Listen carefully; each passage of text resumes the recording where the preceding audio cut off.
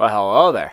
So this is one hell of a video to start a channel with. But this channel was made because I have opinions on things, either trying to make the game a better place, certain things about the game or how certain people play it is dumb, or some things are great, reading what other people say, things like that. And today, I'm going to talk about a very divisive topic, at least among certain people. I feel like the majority of people probably agree with me. But let's get this one thing out of the way. I'm not here with toxic positivity. Positivity is good, but there's seems to be a sense of toxic positivity in the community where any DM style, no matter what, is valid. You just gotta find the right people. There's no wrong way to play DnD. I disagree. While yes, it's your table, you can do what you want, there are things that people are going to talk about, and there's people that are going to call out it being dumb. If you find a group of people who are willing to go with the dumb stuff, then that's fine. But just because you can find people who will like your rules doesn't mean people won't have their opinions on said rules. So let's just be clear. You can play how you want, but you are also not free of judgment. Now we got the boundary set. That's our session 0. I would like to talk about a thing people like doing, and that's fudging rolls. That was a 7. If I rolled and it was, see, look, a natural 20, but I didn't want it to be a natural 20 because that character is probably going to die if they get hit with this crit that I just rolled. They're going to make it not a crit, or even like a miss somehow, or something like that. And I think that fudging rolls in that way, not only in the way of combat, but in other scenarios like persuasion and insight, is very disingenuous. If you are a DM who fudges rolls, then you are a bad DM. I'm just gonna say it. Now, I'm not saying that you have to have a gritty, realistic type of D&D where more things bad than good will happen, yada yada yada. I'm just saying that be a good DM and put yourself in situations, or make situations that no matter how the dice rolls, you could figure out how to play the rest of the game. When you fudge a roll like that, you are telling your players that decisions don't matter. That no matter what happens, how you want the story to go, even if you are either too nice or too mean, however that is, if you have a specific thing you want to do with the story, you're going to do it no matter what. And to a point, I get that there are quest lines and you want the story to go certain directions. And you can very much do that. You are the conductor, you are the DM. But you also need choices to matter and have paths. Those paths could be predetermined on success or failure, or you can present them with a situation, and depending on success or failure, they're going to have to decide what to do with that situation. And this is why, which could be another video, why improv is important. You are taking away agency when you fudge rolls like that. You, as a DM, need to learn how to improvise a scene depending on how the scene goes. If you don't want a certain thing to happen, don't let them roll for it. Unless if they happen to do an action, you have to be ready for that action to happen. Yes, as a DM, you are going to get caught off guard, but that doesn't mean you get to change how the game works. And trust me, I'm a very rule cool type of person. If it makes sense in the scenario, like I'll add vulnerabilities to enemies that make sense. I will let people roll for things that mechanically don't exactly align, but it makes sense. If you can make an argument for it, it makes sense. Rule cool is a really cool thing, but there's also a point. Now, I'm not saying your rolls that are definitely final have to end in a way that is dissatisfying. Failure is just as important to a story as success is. A character's failure doesn't have to result in death every time. There could be a loose condition that now the players have to deal with later on. It could be a capture or a task that has failed, so now the evil powers have more, power. And if that situation it was meant to be a failure or meant to be a success, make it in a way as a DM to guarantee that. But you as a DM should not do that often. That should be a very rare thing that a success or failure is guaranteed. Yes, you need to put your players in a situation where they are most likely to succeed, or even a 50-50 if they will succeed if it is going to be a harder campaign. But bending fate, as in dice rolls, bending that fate, I rolled a 17. Actually, it's a 7 because I don't want them. I don't want to be the bad guy and have my players fail.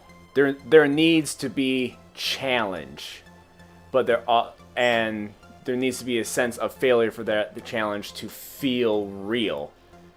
Now, yes, you should make it in a way where they will succeed, most likely, even if it's going to be hard if you want the situations to be challenging. And there are contingencies that you could put in to sway the battle or the situation one way or another. But never change fate if you don't like the outcome. If you don't like the outcome, then you need to work with it and make the outcome better later on. Because D&D is a game about improv, it's a game about choices. The best character moments that come from D&D are the moments that are not planned. Critical Role Campaign 3 early-ish on spoilers. In the situation where Odahan starts going fucking crazy and bipping people, the person who ultimately dies after everything, Laudna, that wasn't the end of her story. That was a critical moment of the story. No one wanted her to die, but Matt played it as the character would have played it. And after only having so many healing and revivifies, Laudna was the one who had to die. But because of her death, instead of continuing on the main quest from there on out, there was a little bit of a side quest of getting her back that pertained to the main story because it is the main character.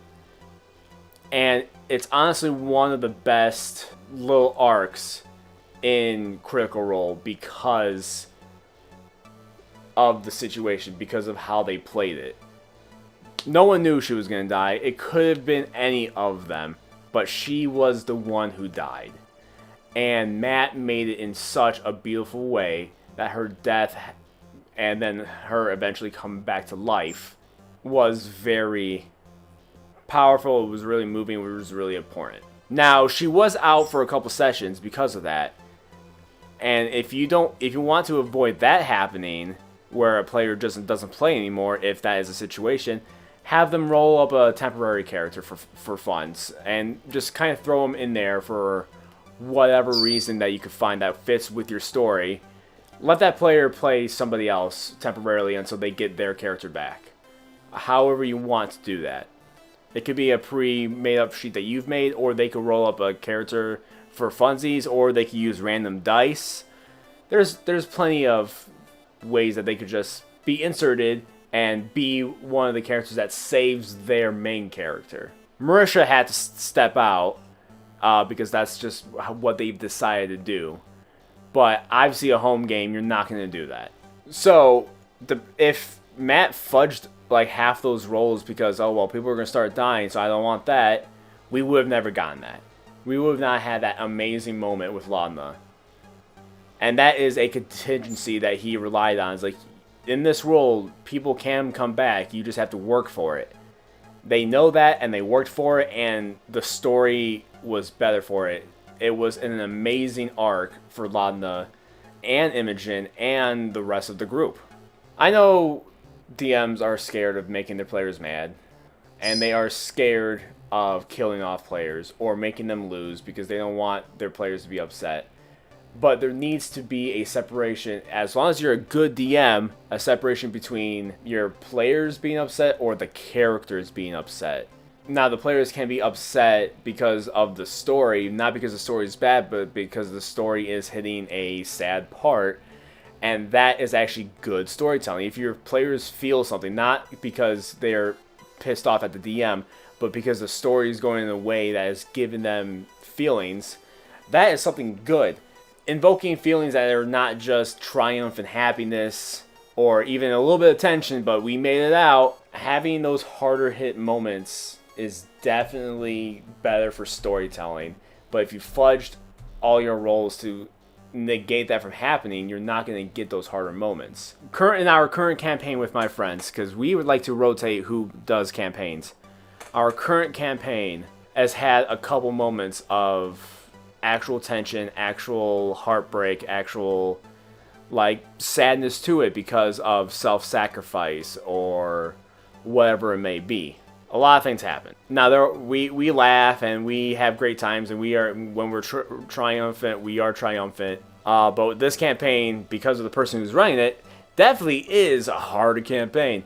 It's the Dark Souls of our D&D group. The story is presented and the challenges are presented as very hard. But if rolls were fudged, these situations that we have put into would probably not have happened. If it was lenient and nice to us every single time we wanted it, situations would have been different, and I don't think the story would have been better for it.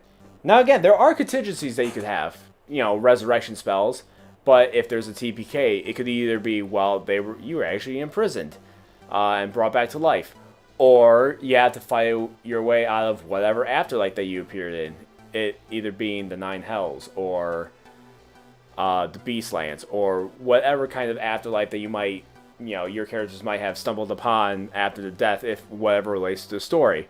Or having powerful characters that will team up with you, kind of Deus Ex Machina moment, but making it into a way where this fits the story.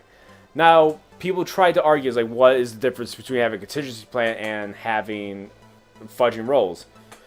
And the point is that there are story reasons for these contingency plans. They just don't come out of nowhere, and you're not cheating your players because you are essentially lying to them the entire time. Like, I am running a pirate campaign whenever we get back around to me, because sometimes we jump around depending on if a DM can't be there or whatever, so we've gone a little bit deep into it. But they are all under a captain. And I have designed this captain not only to be a major part of the story, so then what happens to her, I'm hoping that those characters get attached to this PC, or this DM PC, essentially. They get connected to her, and then they will be willing to fight for her depending on what happens in the campaign. But because she is able to fight for them. Now, she's not there all the time. She's there on the ship, and then when they go out and do stuff, they go on their own while she handles the ship with whatever crewmates that they don't take along with. But if a situation arises where they might get really wrecked, I have her as a backup. Unless the situation calls where she can't help, then I will improvise and figure out something else with that. But she is there as my contingency just in case something goes wrong. I try to balance the counters as good as I can. And sometimes they're easy, sometimes they're hard. But if this situation happens, the slight Deus Ex Machina moment, the players won't feel cheated. They feel pretty good about it, opposed to me being like, well, that was supposed to hit, but actually it misses because I feel bad for you. Then, what the fuck is the point of actually playing the game? They feel like, oh shit, she came in clutch. I could even have a turn counter if I see them, the momentum is not shifting towards their favoritism. You could even have a turn counter, something will happen in 2 turns or in 5 turns. Survive until then. You can even have them roll. It's oh, I feel like somebody's coming, or I feel like something's about to happen. And then that thing could happen within that many turns. Either good for the players or bad for the players. But it makes sense with the story. So my point, fudging rolls does not make the story better. And adjacent to this, the type of people who say, well, I don't keep track of health, I just let them die. I just have the boss die whenever I feel like the boss should die. That, to me, is objectively bad DMing, because what is the point of the game if you take away the game part? People make these builds for buffing their players and having players do this amount of damage or having this AC, whatever. What's the point of me rolling all these dice or having all these modifiers or using this specific spell if it's not going to matter? If you just get to decide, okay, this is a good point to stop. This guy's going to die. Because that is fudging adjacent. Because you are taking away so much from the players by taking away the game part.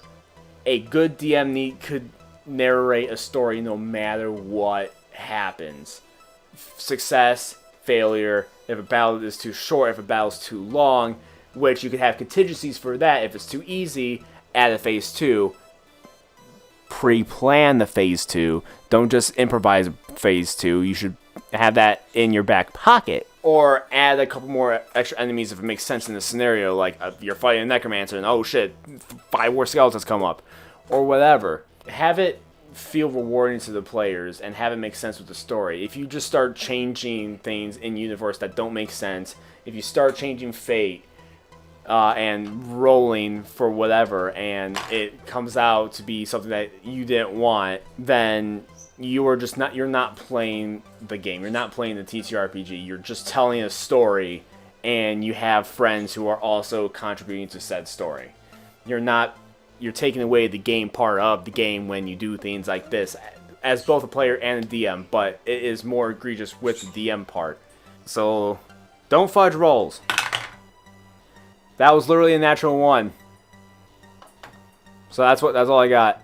If you like this video, give it a thumbs up. If you want to see more from me, subscribe. If you want to see even more of me, I have my PlayPod, my gaming channel, my main channel that I kind of focus on down below, which also check out our Discord. I might add a section there for D&D stuff exclusively. I do have a D&D spot, but whatever. You can check out my music on there too, all that fun jazz. And until next time, bye.